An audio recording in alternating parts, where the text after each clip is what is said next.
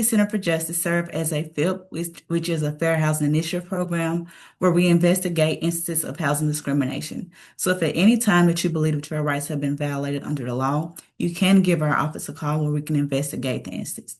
Today, you will hear from Attorney Ian Gustafson, who will talk about the fundamentals of fair housing. Ian, you can take it away. All right. Thank you so much, Ashley, for that introduction. And thank you, everyone on the call, for being here today with us to talk about fair housing and to kick off our April is Fair Housing Month series.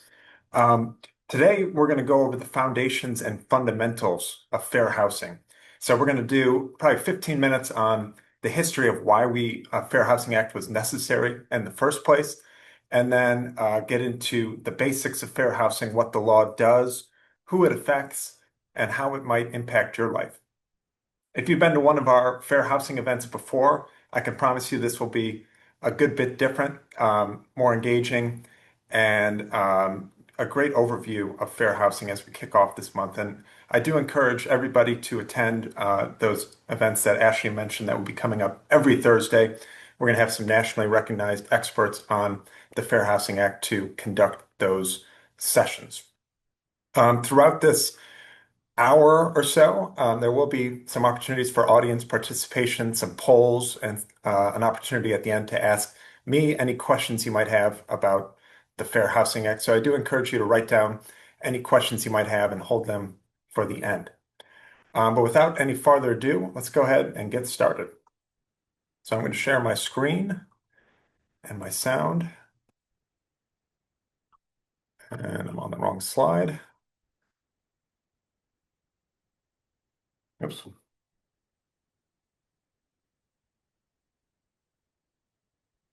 All right. So to begin with, if you're here, you're probably familiar with the Mississippi Center for Justice, but we are a nonprofit public interest law firm with several issue campaigns, but generally committed to advancing racial and economic justice. I'm operating from our Gulfport office, but we also have two offices in Jackson and one in Indianola. And we cover not just housing, like I said, but also heirs property, education equity, health justice, impact litigation, and much, much more. So we are a general legal services firm and also an advocacy organization. But today we're going to focus on the fair housing aspect of our work. Just as a disclaimer, I am an attorney, but I'm not your attorney at this time. I'm going to give you some information about the law, but it won't be legal advice. Any mistakes are my own. This is my interpretation of what the Fair Housing Act says. We are funded by the U.S. Department of Housing and Urban Development to do some of this fair housing work, but my interpretation of the Fair Housing Act does not necessarily reflect HUD's or the federal government's generally. Okay, so 30,000 foot overview of the Fair Housing Act. What is it? You see on the right there, it says it's a federal law that prohibits discrimination in housing on the basis of race, color, religion, sex, national origin, disability, and familial status. And those last seven categories I listed, we call those the protected classes. Those are the categories upon which it is illegal to discriminate in housing in the United States of America. And again, this is a federal law, so it applies everywhere in the United States. And it says it prohibits discrimination in housing. We will break this down and get to more of what this actually means as we go through the presentation here. But I did want to start with that general overview. So let's talk about why we have a need for a Fair Housing Act, for a law that prohibits discrimination in the United States in housing. And I want to go back, to the founding of our country and the fact that our country was founded on unequal race relations, on racial oppression, and that oppression continued and continues to this day. But one result of that racial oppression was what you see on the screen before you, which is the Great Migration, which is the common term for the migration of African Americans from the American South into the American West and the industrial centers of the North. And this was in response to that racial oppression, to violence, to the Jim Crow segregation laws that had set in throughout the South. But it was also a movement for greater economic opportunities. So, there's a lot of great history that's come out in recent years about the Great Migration that I encourage you to read about. But you'll see that this feature of history really prompted the need for a Fair Housing Act as people moved to industrial centers like Chicago, where I'm from, Detroit, to work on auto assembly lines, Pittsburgh, the steel factories, and elsewhere. Oops. Um, like I said, in the South, people were experiencing segregation and discrimination in public accommodations. And, a classic image like this of separate entrances and water fountains for white and black people. So there was very out in the open discrimination in things like public accommodations, who could use what bathroom, what entrance, restaurants, water fountains, that sort of thing.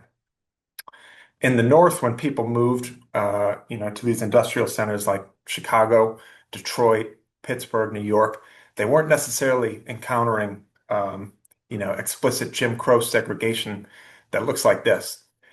Instead, what they saw, for the most part, was residential segregation, meaning the exclusion of people of color from certain neighborhoods, certain parts of cities. And like I said, this was less explicit, less obvious, less in your face, but it was still very real. Many times, apartment managers would not show apartments to people of color. Realtors would not take people of color to certain neighborhoods. Many owners of homes put covenants into their housing contracts and into their deeds that made it illegal for that home to be sold to a person of color. And all those things and more made it so that people of color in the North and elsewhere were restricted to certain neighborhoods, certain less desirable neighborhoods, farther from economic opportunity in substandard housing. And as the civil rights movement grew in strength in the 1950s and 1960s, at first it was focused on, what we looked at on the last slide, the sort of explicit Jim Crow segregation, things like the Montgomery bus boycott, things like voting rights. But as some of those barriers were knocked down, the civil rights movement, Martin Luther King Jr. and his team turned their attention towards residential segregation. And this sort of culminated in 1965 and 1966 with what's called the Chicago Freedom Movement. And maybe I'm biased because I'm from Chicago, but I think this is one of the most underappreciated parts of the civil rights movement. Super duper important. And like I said, it was led by Dr. Martin Luther King Jr. and a man named James Bevel. And what they were doing is focusing on Chicago as part of their advocacy for open housing for African Americans and people of color everywhere. And by open housing, they meant the right of anyone to live wherever they chose, regardless of their skin color or other category.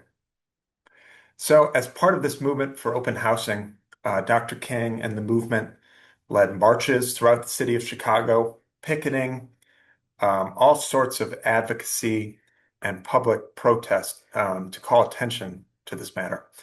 Perhaps the most important thing they did to call attention to open housing was Dr. King himself and his family moving to North Lawndale, which is a neighborhood on the west side of Chicago. And he moved into a very substandard apartment that lacked heat, and he moved there in January. It was rat infested, and he obviously didn't have to do that. He was very comfortable. And many people saw that and took note of the conditions that millions of people were suffering under in silence because Dr. King had a bigger platform and was more visible. So the Chicago Freedom Movement went on. They encountered stiff resistance from local racist whites, but they did make some gains as far as concessions from realtors and the mayor of Chicago. but they never, in Dr. King's lifetime, accomplished a national open housing law that would have guaranteed the right of people to live where they chose. That wouldn't come until after Dr. King was assassinated in Memphis in April of 1968. Just 7 days later, the Fair Housing Act was signed into law by President Lyndon Baines Johnson. So it took the death of Dr. King for this law to be passed that guaranteed open housing, fair housing rights throughout the country.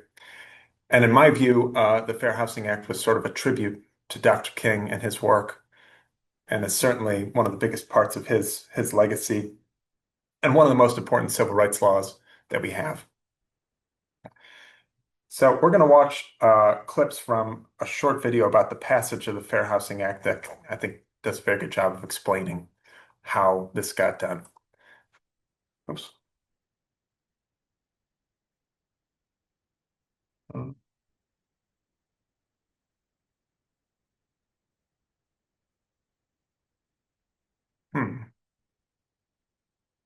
There we go.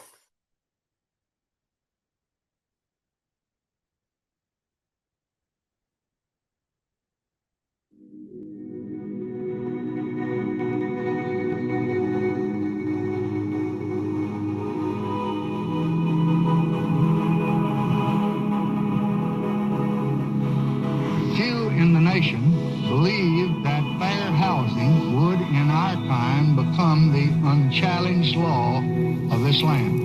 And indeed, this bill has had a long and stormy trip.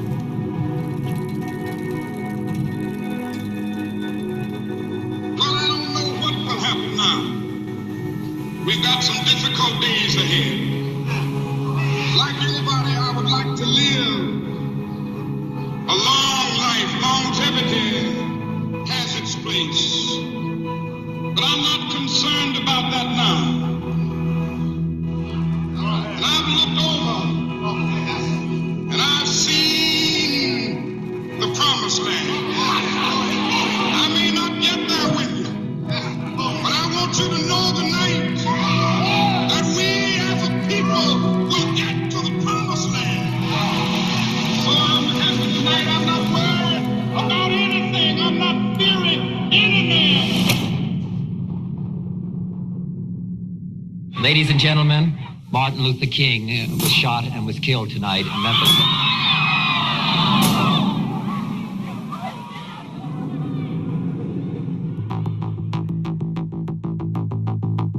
The death of the prophet of nonviolence set off the worst outbreak of arson, looting, and criminal activity in the nation's history.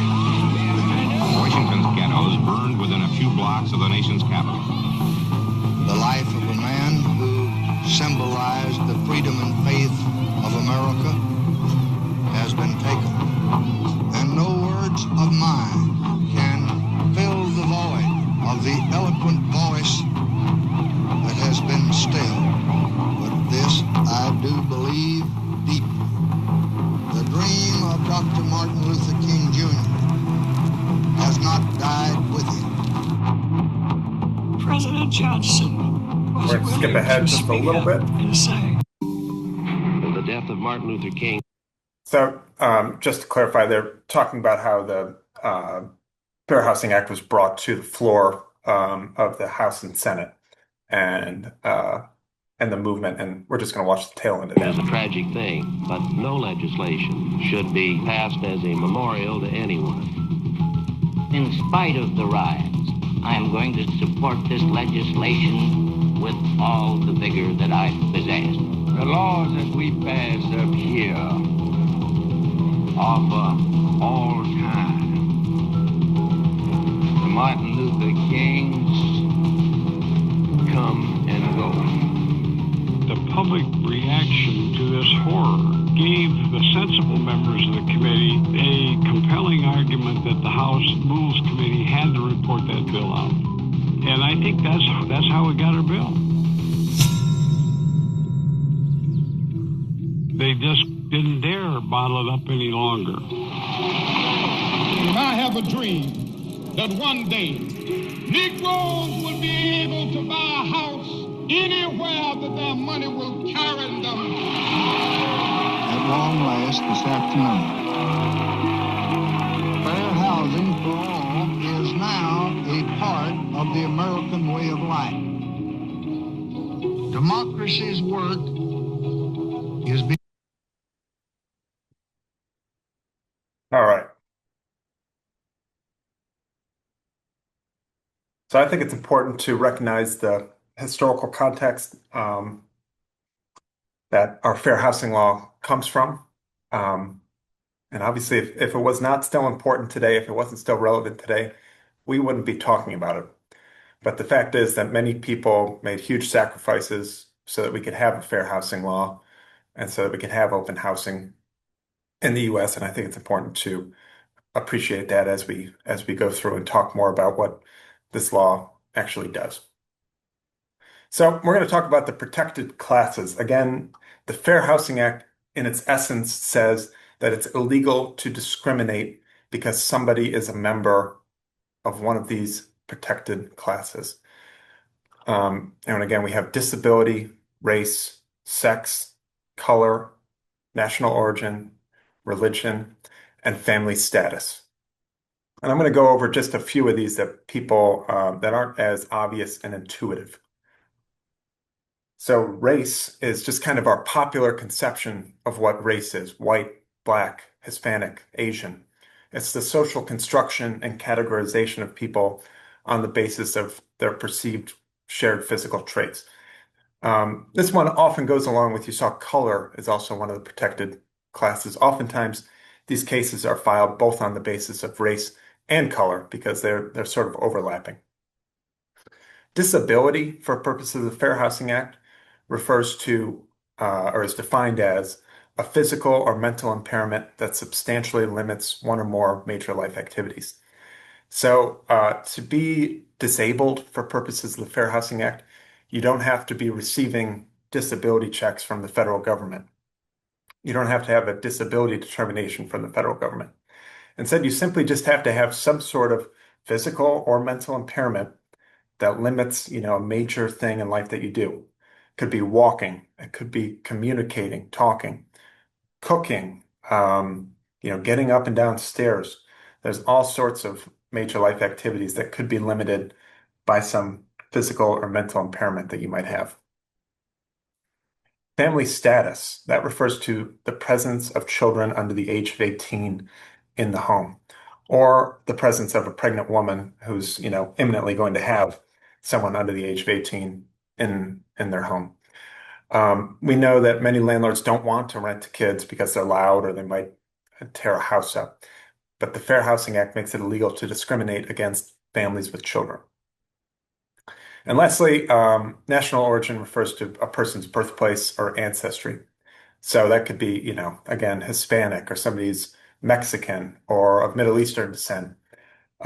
Just where in the world do you come from? And we often see national origin discrimination when, a housing provider is discriminating on the basis of language. They're not providing materials in other languages. They're not accommodating people who are non-English speakers.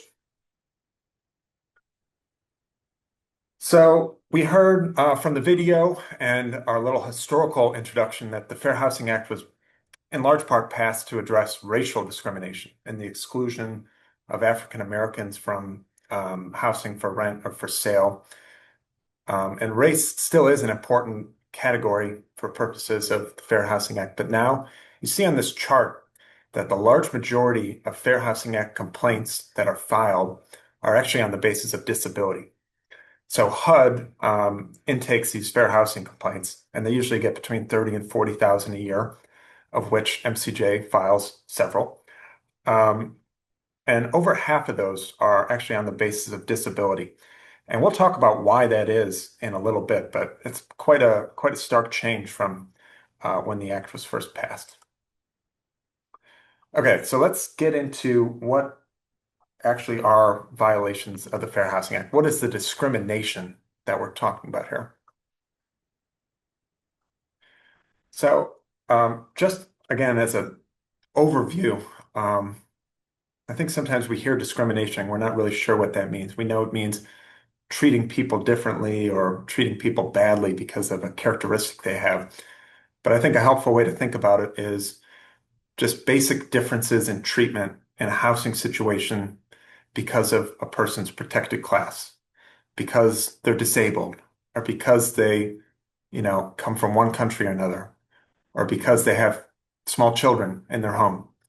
They're being treated differently. That is discrimination. The classic example, the reason the Fair Housing Act was passed in large part, is refusing to rent or sell a home to somebody because of their race. That's treating them differently than members of other races. We're going to get into a lot more specific examples, a lot more common these days examples of discrimination in housing. Some other common violations besides just refusals to rent or sell to somebody are just generally treating different tenants differently because of their race or their disability. One place we see this a lot is maintenance requests being fulfilled for one category of people and not for another, or being fulfilled much more quickly for one category of people and not for another. We see that landlords often fail to make reasonable accommodations when they're requested by tenants with disabilities. We're going to talk a lot about that. We see sometimes landlords will enforce limits on the number of people who can live in a given apartment, and that can sometimes have a discriminatory effect on families with children. And then we see advertising that indicates a preference for one protected class over others. We're going to take a short pause. As I promised, there's going to be some audience participation. So we're going to ask you to take a poll and see who's been paying attention, and ask you about the protected classes. So I'm going to stop sharing my screen for just a moment. And you're going to see a poll on your screen. Please answer this, and we'll see how we're doing so far.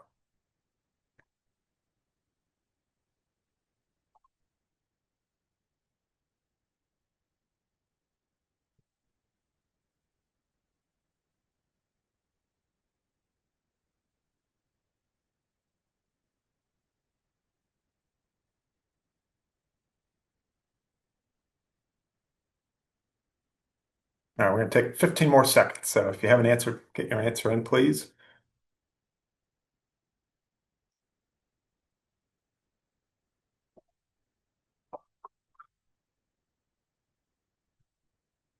All right, so the question was, which of these is not a protected class under the Fair Housing Act? Again, there's 7 protected classes.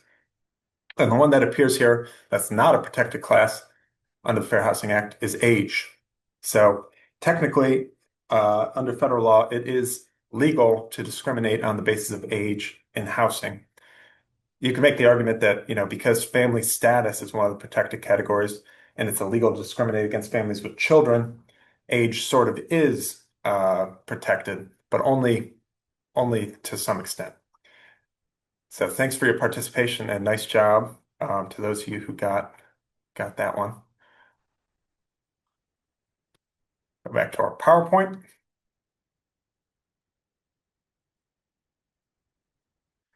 Okay, so more on what's covered under the Fair Housing Act.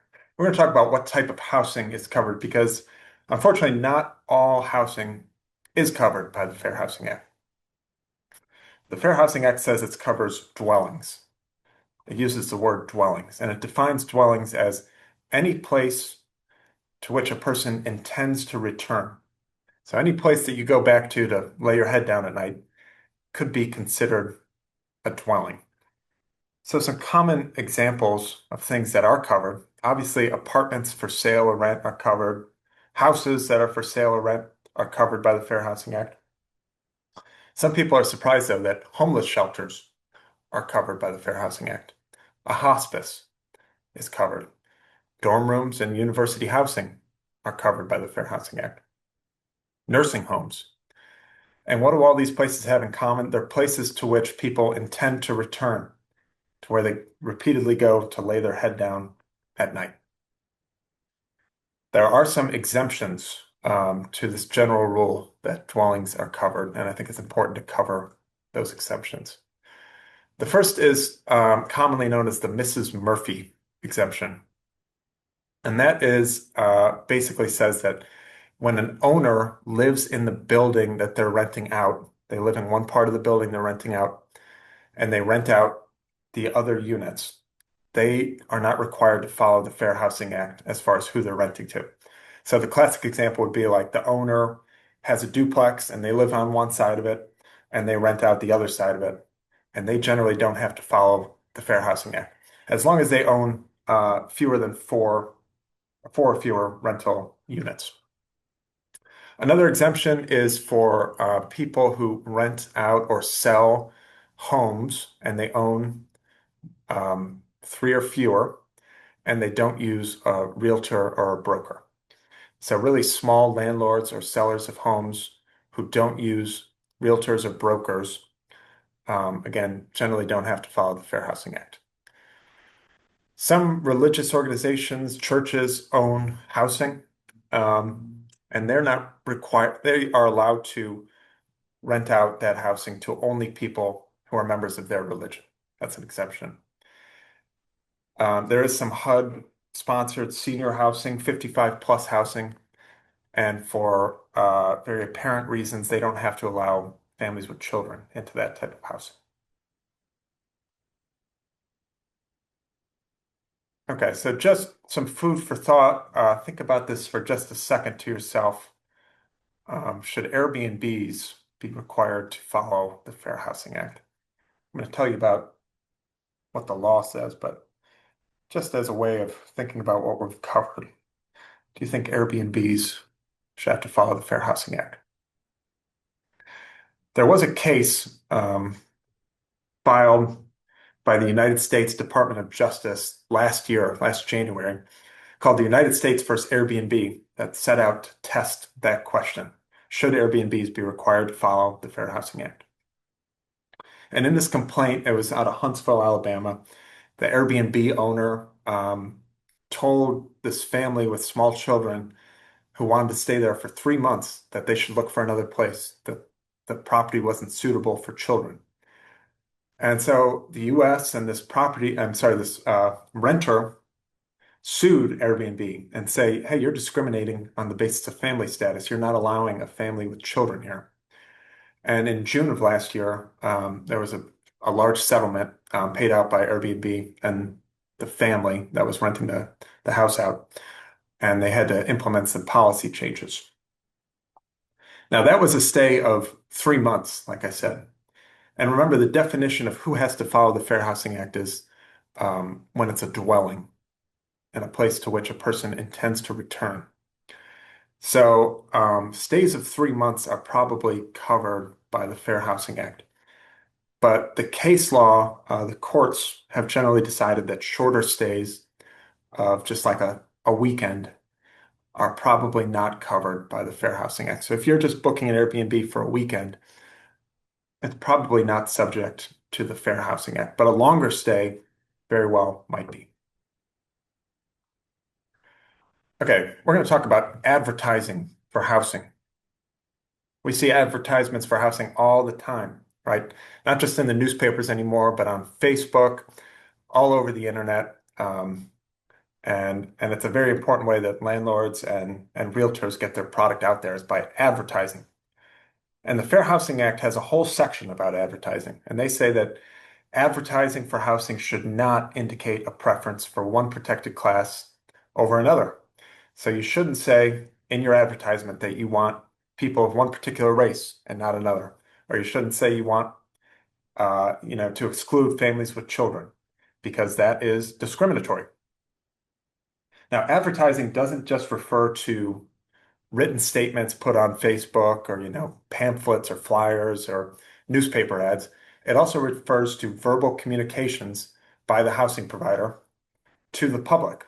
So when you walk into a apartment building and talk to the property manager about the housing they have, their statements may well be considered advertisements because they're talking about selling the property to you. It can also be, electronic information that they put on their website. That could be advertisements. And just to follow up on the verbal statements thing, we had a case recently that you may have heard about. And in short, the seller of this home left a voicemail for the prospective buyer of the home, and she was talking about the terms and conditions of the sale, and she forgot to hang up the phone. And after, she thought she hung up the phone, she was talking to her husband and made all sorts of discriminatory statements about how the buyer was black and she didn't know he was black. And basically that she, was having second thoughts and ended up trying to back out of the sale. And that was considered advertising because she was, making statements to him about selling the home. So verbal statements matter when it comes to the Fair Housing Act. So let's take a look at some potential ads that you might see for housing and see if you can identify any problems with these ads. Here's the first one. Just look by yourself at this and see if you see any problems with this, and I'll tell you what problems I see. So the first one is I see two religious indications here that this property might prefer Christians or people, who use the Bible. The Psalm 27:5, St. Mark's Apartments. The fact that you're calling your apartments St. Mark's, that might indicate a preference for people of a certain religion. We also see private community and quiet living. Those are terms that might hint that, there's not a lot of kids here, there's not any kids here. And so that could potentially be discriminatory against families with children on the basis of family status. And then we see in this picture, all the people in the picture are white. And courts have said if you repeatedly are putting out advertising that has pictures of your tenants and they're all white or they're all one race, that could be a fair housing problem. So I would prefer, if you added some pictures that have more racial diversity if you're going to put pictures in your advertisements. Okay, here's a chart with some potential statements that might appear in advertisements. See if you can pick out some ones that would be problematic, that might indicate a preference for one protected class over another.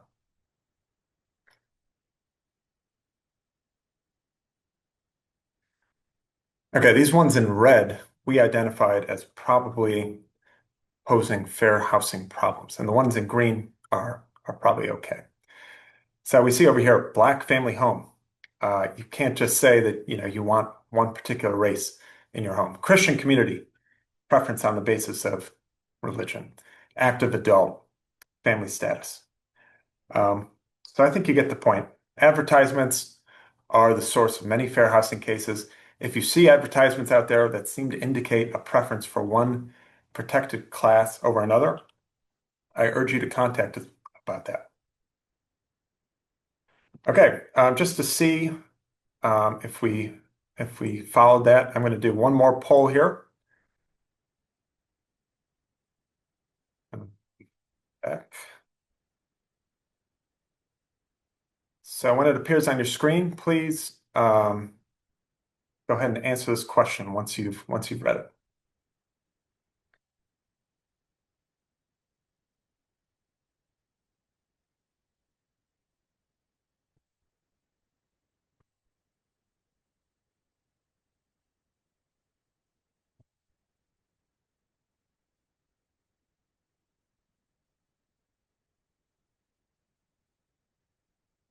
Take about 10 more seconds.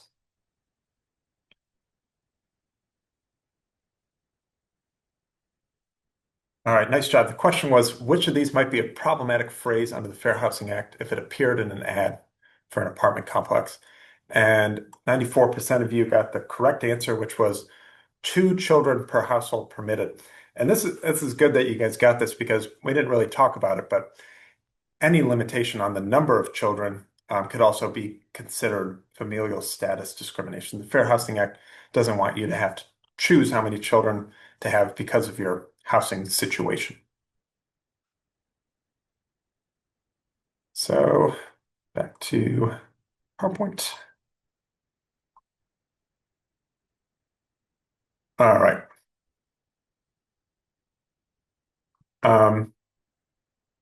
Let's talk more about actions that you're not allowed to take as a housing provider because of a person's protected class. So we already said the classic example is refusing to sell or rent to somebody because they're a member of one race, or because they have kids, or because they come from a particular country, or any of those protected categories that we went over. But we see all the time that landlords, if they don't want to rent to somebody, they might resort to other tactics. They might just refuse to talk to you. They might falsely deny that housing is available, for sale, rent, or inspection.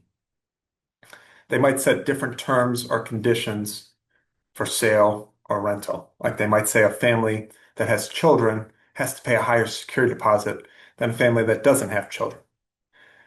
So since, landlords, housing providers have come up with these techniques that are not so obvious, they're not so explicit, they're not saying to your face anymore as often that I don't want to rent to you because you have a disability, or I don't want to rent to you because you're Hispanic. They're coming up with these other techniques. And sometimes these are harder to, root out. And so many organizations, including MCJ, send out testers, mystery shoppers, who will go in pairs, maybe one black and one white, or one male and one female, one disabled, one non-disabled, and they will record how they're treated at a realtor's office or at an apartment manager's office. And that's a way that we suss out discrimination that's a little more subtle, like falsely denying that housing is available.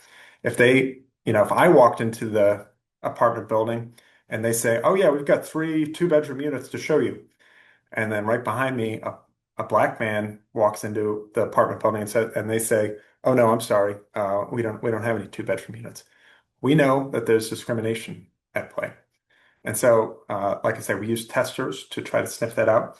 If you're on this call, if you're interested in becoming a tester, we're always looking for new testers. So you can certainly contact us about that. It's paid civil rights work. Now, the Fair Housing Act doesn't just cover sellers and renters of physical housing. It also covers the people who finance housing, the mortgage lenders, the sellers of homeowners insurance. So these actions, if taken because of a person's protected class, are also illegal. Refusing to make a mortgage loan, refusing to negotiate with somebody for a mortgage loan, imposing different terms or conditions, like different interest rates on somebody's mortgage loan, refusing to sell somebody's homeowner's insurance, or offering them different terms or conditions. Now, obviously, if somebody's not qualified for a mortgage loan, if their financials are not such that they can qualify for a mortgage loan, they're not automatically entitled to it just because you're a member of a particular protected class. And that's why when we do testing for stuff like this, we send out people who have basically equivalent financial backgrounds to see if the discrimination is really based on the protected class and not just the different financial characteristics. We do know, though, that there are major disparities by race in the denials of mortgage loans. And you can see this chart from the Urban Institute that people of color are generally denied from mortgage loans at a much higher rate than white people. And not all of this difference can be explained by differing financial characteristics. And that's why it's still important to test mortgage lenders for discrimination. One reason why this disparity still exists is another chart here. And you can see that this is showing predatory lending rates by race. And we see in both high minority concentrated areas and all sorts of areas that lenders target minorities for predatory financial products and predatory loans at much higher rates. And there's been a lot of fair housing litigation about exactly this sort of thing. Some people call it reverse redlining, when these very exploitative financial products are marketed at minority communities. It's very devastating for those communities. Okay, just a few more examples of illegal conduct.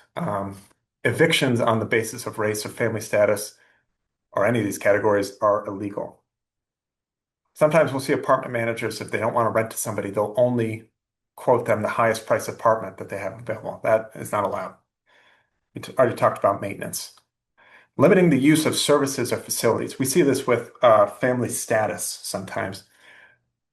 It's okay generally for landlords to make reasonable rules about what kids can and can't do, but there have been court cases, fair housing court cases, where if a landlord is making overly restrictive rules for what kids can do, that could be a fair housing problem because you're treating families with children differently than you're treating other families.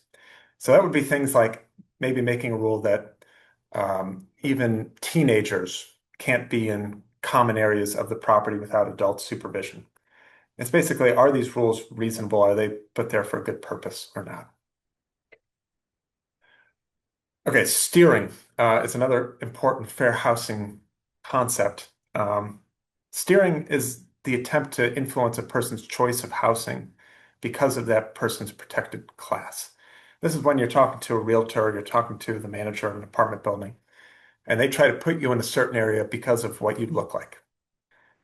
This is not always badly intentioned. In fact, it's often well intentioned. If you look at the last sentence here, the example I put was maybe a realtor sends a non-English speaker to a neighborhood where a lot of other people speak her language so that she could easily communicate with her neighbors. But if she doesn't ask for that, you're steering her there because of her protected class. And that's generally unlawful. All right, we're going to do another poll. Make sure everybody's still with me here. So when this appears on your screen, please take a minute to read this and answer as best you can.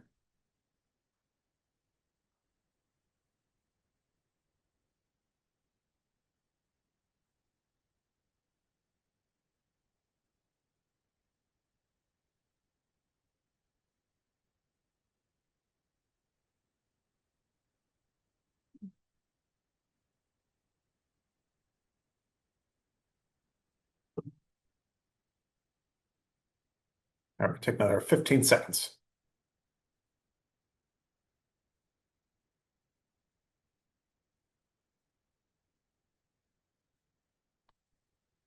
All right, nice job. We've got a very well-informed audience today. The correct answer was the first one. Again, the question was, which of these situations, sorry, that's a typo in that question, might not be covered by the Fair Housing Act? And the answer was a weekend stay at a hotel. Remember, we talked about Airbnbs and that the courts have basically determined that these short stays at a place might not be covered by the Fair Housing Act because a dwelling is a place to which you intend to return. And that might not apply to a short hotel or Airbnb stay. Other answers were applying for a mortgage loan. That is one of the things that's covered by the Fair Housing Act. Having your home appraised, that's also covered. That's a good guess because I haven't talked about that yet, but home appraisals are a subject of the Fair Housing Act. And reading ads for apartments on Facebook. I could see why you answered that as kind of a misleading answer choice. But the answer, I think the best answer is A. So nice job. Got about 15 more minutes and we'll get to the Q&A. Go back to sharing my screen. Oops.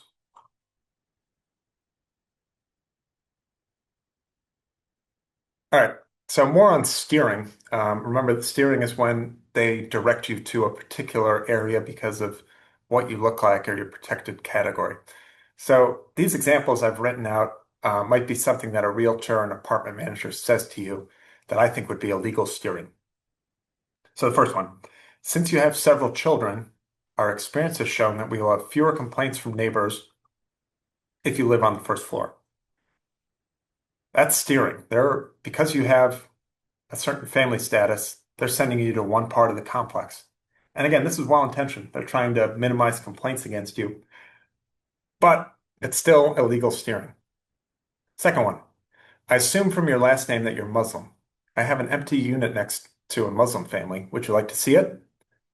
Again, probably well-intentioned. They want you to be around people that you're comfortable with, but they're still putting you somewhere because they're making an assumption about your membership in a protected class.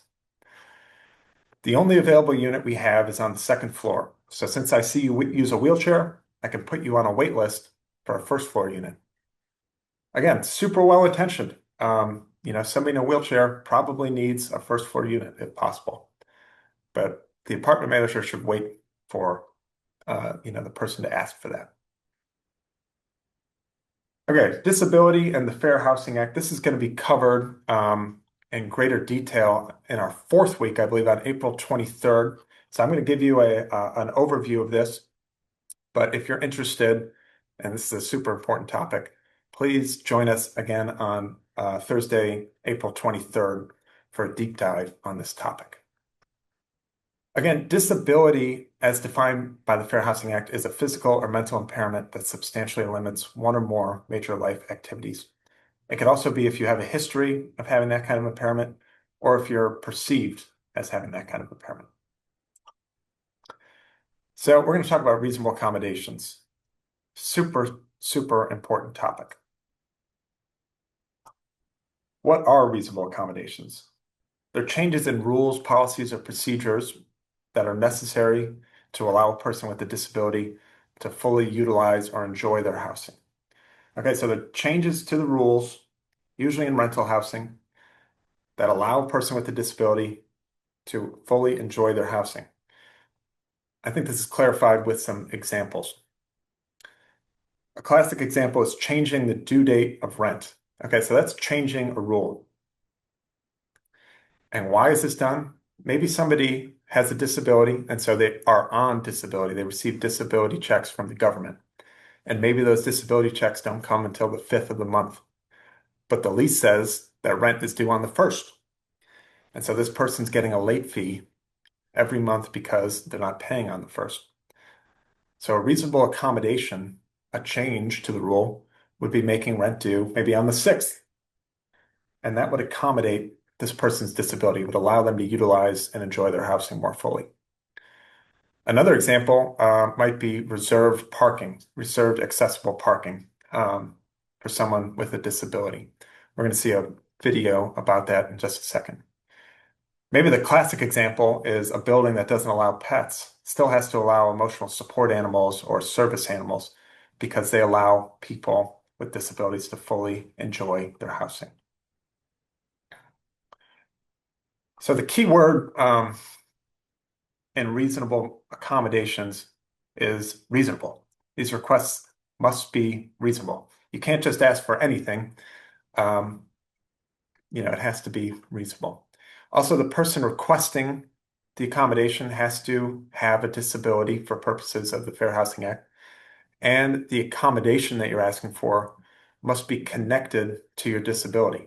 In other words, it must alleviate your disability in some way.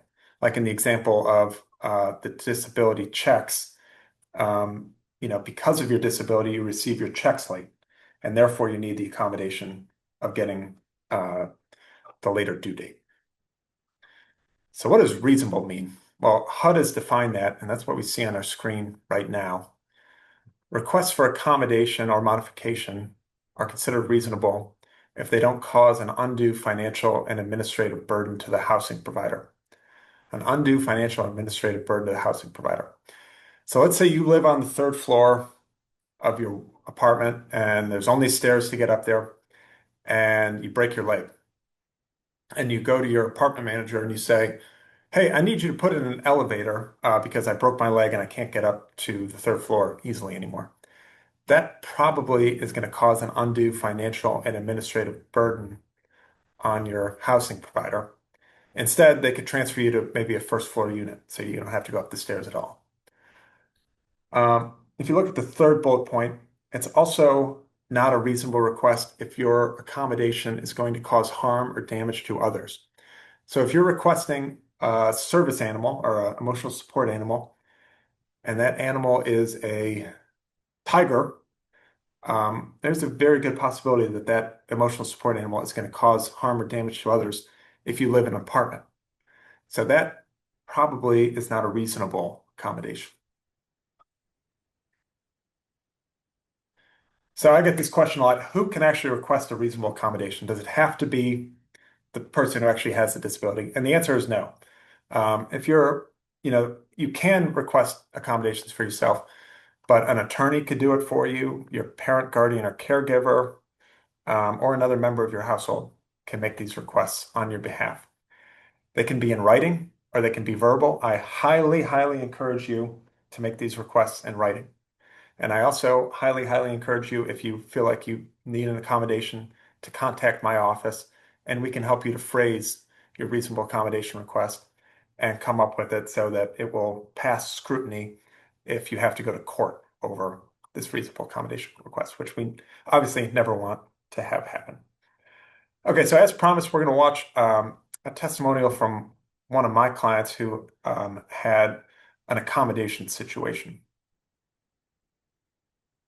My name is David Lancaster. I actually grew up on the Mississippi Gulf Coast. After I caught COVID, they amputated my leg, so I was rehabbing at a nursing home, and I'm totally blind. I had a stroke behind my eyes about 12 years ago, so I can't see no darkness, no light, or no light perception. One of the property managers actually lived next door, just adjacent to this building, and we all used the same parking spot, and her boyfriend would go to work, and we're talking like 5 o'clock in the morning, 5:15 in the morning, and one day he came over here, and all the parks were parked, and it is first come, first served, but there was only like 3 people that lived over here in this set of apartments. So they would come, and he'd come right up to the door at 5 o'clock in the morning, see if we can move the van, because we had him blocked in, and that's why we didn't have no handicap parking. And then she started coming over here and bothering me about parking behind him. I contacted MCJ and got to meet attorney Ian Gustafson. Y'all contacted, y'all heard what I had to say, y'all listened to me, everything I had to say, asked me some pertinent questions, I feel, and then y'all reached out to the property to see if we could do something to help me with my disability and with my living. I couldn't get in and out without a ramp, so we had to get a ramp. We had I'm a bigger person, so we had to take some of the door facings off to the bathroom and to the bedroom. Mr. Ball did come over and address some of the problems as far as responding, and he told me that he would put a handicap parking only after MCJ had contacted them. Okay, I hate to cut Mr. Lancaster short, but we're running short on time, and I want to cover everything. So he essentially, this place would not make reasonable accommodations or reasonable modifications for him, even after we requested it in writing. So we had to file a HUD complaint against them, and Mr. Lancaster got a nice recovery from that. So we've talked about reasonable accommodations, and I just mentioned reasonable modifications. And Mr. Lancaster mentioned ramps, that he had to get a wheelchair ramp put in. And the Fair Housing Act also says that landlords must allow structural changes to their property to allow a person with a disability to fully utilize their housing.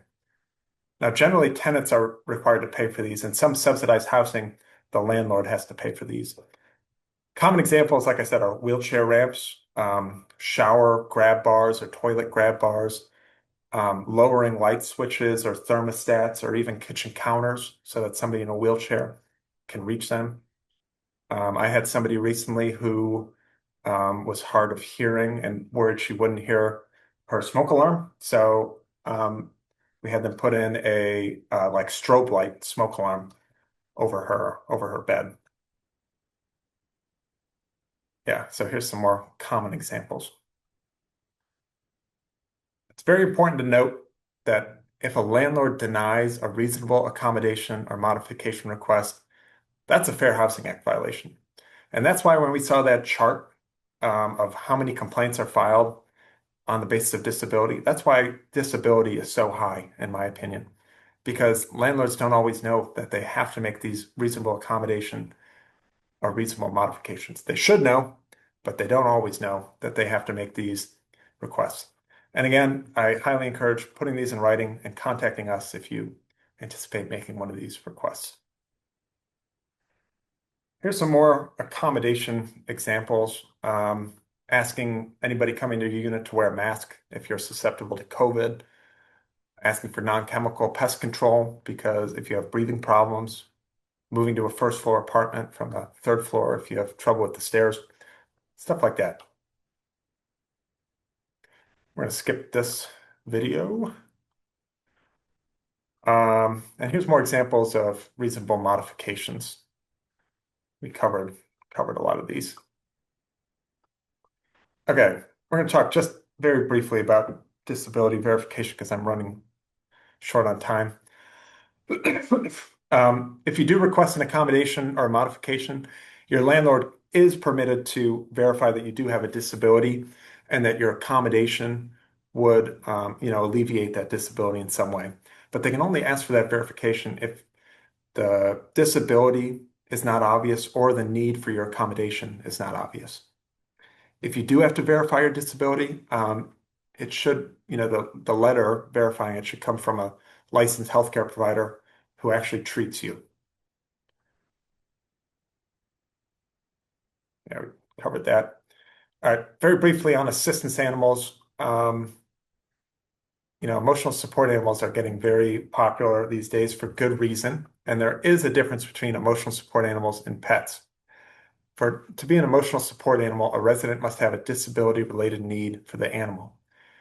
The resident must be able to provide verification from a medical provider that they are disabled and that they need this companionship and therapeutic benefits of the assistance animal.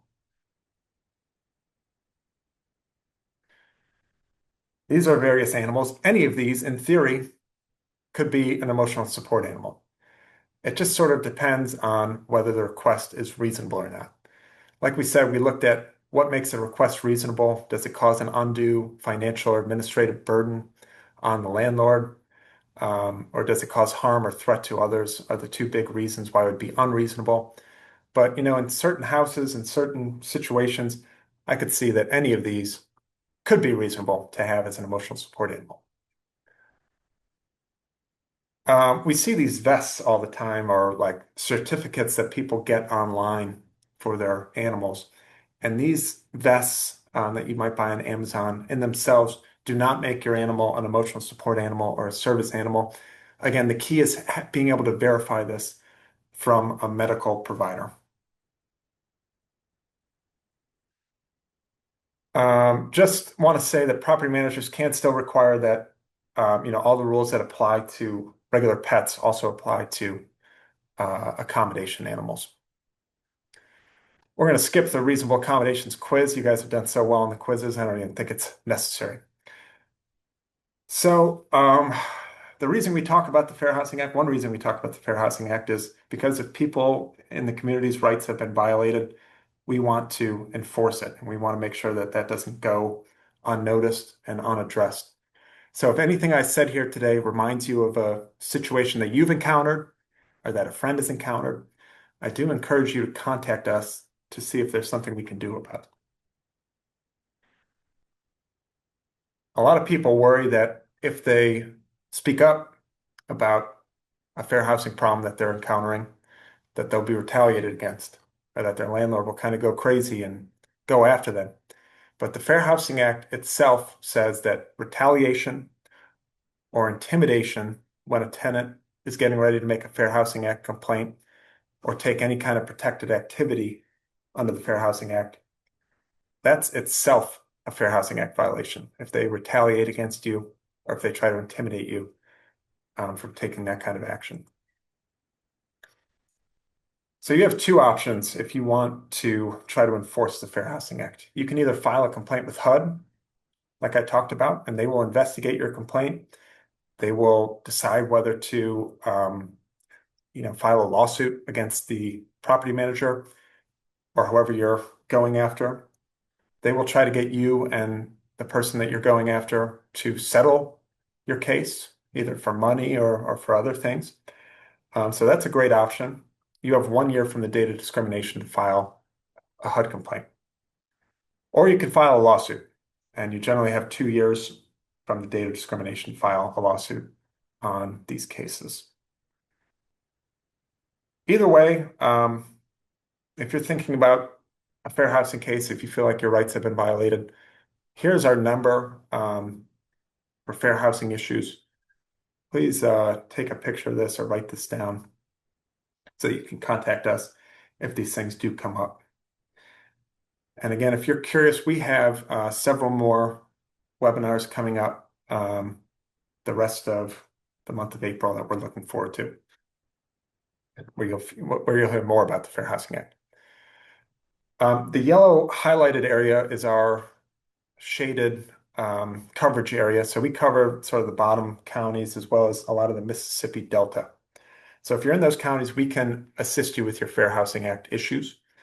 If you're in one of the white counties or unshaded counties, there's an organization called HEED that may be able to assist you. So you can feel free to contact them. Here's my contact information. If you have any questions after this that you don't want to ask publicly, or you just want to talk, or if you think your rights have been violated, feel free to reach out to me.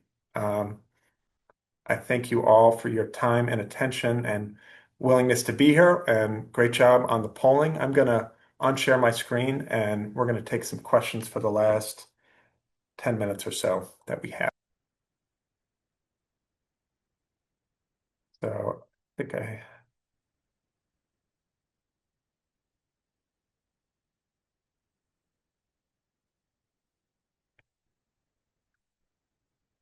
Okay, so we have a question in the chat. Why is Mrs. Murphy exempted from the Fair Housing Act? So Mrs. Murphy, that refers to, my internet go up. Mrs. Murphy refers to landlords who actually live in the building that they're renting out. So there is no person, Mrs. Murphy. I think it was based on a real person. I'm not sure why the, Congress that drafted the Fair Housing Act decided that people who live in the building that they're renting out should be excluded from the Fair Housing Act. That's a very good question. We'd have to go back to the congressional record. Where have our testers been so far? Well, most of that is confidential, but I can speak generally that we've covered much of the state with testers, and they go to apartment buildings, realtors, and mortgage lenders, among other places.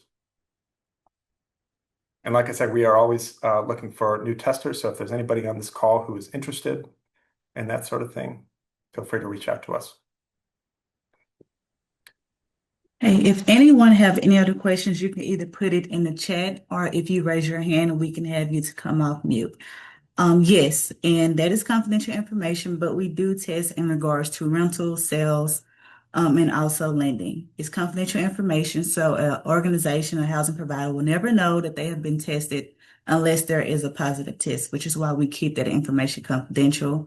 We also keep it confidential because we don't want people to know that we're actually testing them, that we're going to a specific test, because we also do understand that if they know that we're out, they will make sure that they're following the law. And also for Miss Murphy, when it was passed, there was a thought that if a person is renting out a place wherever they reside, that they should have the right to feel comfortable who's ever renting within their house. So that is why Miss Murphy, and when we think of it, we think of a widow whose husband has passed, who's trying to get additional income. So according to Congress, a person should feel comfortable of whoever they let stay in their house. And that's why we call it the Miss Murphy exemption. Thanks, Ashley. No problem. Okay, we have a question. Are ABB required to rent to do long-term rentals, or can they only do short-term rentals? So I think is that I'm guessing you're saying Airbnb. And that's a good question. I think they're allowed to set their rentals for as long or as short as they like under the Airbnb terms of service. I don't really see a fair housing issue with that. Ashley, what do you think? Can you repeat the question for me again, Ann? Whether Airbnbs are required to do long-term rentals or whether they can just do short-term I rentals? think that depends on the person who's seeking a housing. The case that Ann brought up, I believe that case they were looking for housing for at least 3 or 4 months. Right. So whenever we call it a dwelling and see if the Fair Housing Act applies, there is a lot of circumstances of if it will apply, if it won't. I mean, one of the things is the term of length there. So that is also dependent. If you notice, Ann stated if there was a long-term rental, instead of someone staying overnight or a weekend at a hotel. So all of that applies and taken in consideration. Okay, Marnisha, you can unmute yourself if you'd like to ask a question. Okay. Hi. Hey. So I actually have a couple questions for you. My first question was related to the chart that you show about the predatory lending rates. And so could you kind of explain like what that looks like in those areas where it's predominantly people of color? Like, is it just like higher interest rates, or is it something else? That's a great question. For the cases I know about, there's some really interesting work that some fair housing organizations have done. If you're interested, you can look up the law firm Relman Colfax out of Washington, D.C., and they've done quite a few of these cases against what they would term predatory lenders. But yes, it often involves really high interest rates. But these cases also often involve terms of the contract that are not explained well to the borrowers, and terms that include things like interest rates that change after a couple of years, balloon payments. Sometimes there's terms in these contracts where at the end of like 10 years, 5 or 10 years, a huge lump sum payment becomes due, and the borrower is not aware that that's going to be the case. So there's really a variety of means that these what we would dub predatory lenders use to exploit people. Thank you. I had another question as well. Um, Please. there was a point where you talked about reasonable accommodations, and one of the examples was a person with a disability who may get paid at a certain time, being able to make that payment without the late fees. Would that also apply to a person who has a disability, but they have a mortgage, for example? Yes, I think they could ask for a reasonable accommodation from the mortgage lender because reasonable accommodations aren't restricted to rental housing necessarily. So I do think I don't know if I've ever encountered that situation, but I wouldn't see why not. It's a good Okay. question. Okay. It's just we've had, I guess, a situation where there was a person who has a mortgage and they asked their mortgage company if they could change their payment date from the beginning of the month to like the middle, because that's when they got paid, and the mortgage company told them no, that they weren't able to do it. So that's why I was Hmm. asking. Yeah, I think that would be a good subject for a reasonable accommodation Okay. request for sure. Um, And then I'm sorry. oh I no, go had ahead. another I had another question. You talked a little bit about home appraisal discrimination. Could you tell us a little bit about how a person could combat that or recognize that um, if they feel like they're being discriminated upon during an appraisal? Yeah, that's really, really, really hard. It's even really hard to test for. Some fair housing organizations have tried to do testing to identify that, but yeah, I really don't have a good answer for that. I Marnisha, can Ashley, do you jump have in here. anything? Yes, Bernicia, a lot of these is that we see a lot of people call without evidence. So a lot of these, when they call without evidence, a lot of times that is where testing come into place. So I know within the past years, we have seen on many news outlets, many people that first had the feeling that when they bought the house at a certain price and they have made changes to their house, which should have added some type of value. And whenever they had an appraiser come out to appraise the home, they felt like the offer was a low value offer. So what they did was a process called whitewashing, where they took anything that identified their race out of their house, and they had a friend of a different race to come over and to act as if the house was theirs. A different appraiser would come out and appraise the home, and we saw that the value of the house increased, and the only thing changed was the inside contents of the house. So a lot of these is just based off of feeling that I don't think this is the right value for my house. When I bought it, it was this amount. We made significant changes, and it should be worth more. So first, it comes with instance, and one of the ways such as this, where Anne explained that it could be harder to have evidence, this is where testing could possibly come into place. Thank you. You're welcome. And then I think I had one more, and I promise this is my last one. We love questions. That's okay. Okay. You talked a little bit about homeless shelters being covered under the Fair Housing Act, and I guess I just had a question because I believe there are like specific homeless shelters that will only take like women and children. So has that ever been kind of like an issue as far as like complaints? Yeah, that's a good question because, on the face of it, that's sex discrimination, right? Um, yeah, that's a very good question. I don't know how the courts have come out on that. Do you know, Ashley? So with that, Marnisha, when we talk about discrimination, so if it's ever challenged, basically the housing provider will have to have some type of reasoning. So with that, they might state that we do not like to mix because of this reason. The women might feel more safe in regards to an all-woman shelter. So it can definitely be challenged, but they will have to have some type of reason of their basis of why they have an all-women or all-women and child shelter. Okay, that's all. Thank you guys. No Thank you, problem. Mandisha. I saw a question in the chat regarding it just says, as a facility-based housing project, we run into the problems with clients bringing support animals. How should we handle this, especially when the unit is shared by another individual? Well, I can't really give you advice, but I can speak generally about what a housing provider's responsibility is in this situation. So, um, when a person, a tenant has a legitimate emotional support or service animal, even if, a property has a no pets policy, generally they still have to allow that animal.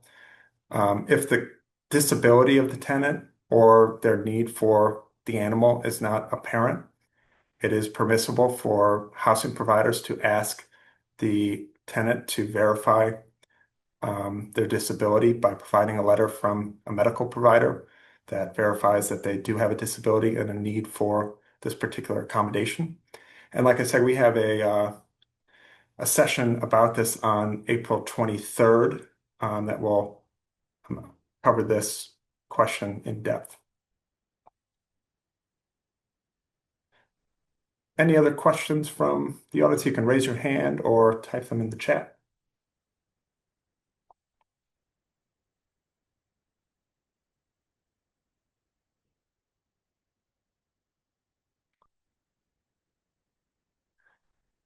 All right. Well, again, thank you all for being here. Please join us next week and every Thursday in April as we explore more topics. Next week is going to be gender-based discrimination and VAWA protections. Super important topic. Thank you all for your attention. and for being here today. Thank you. Have a great rest of your day.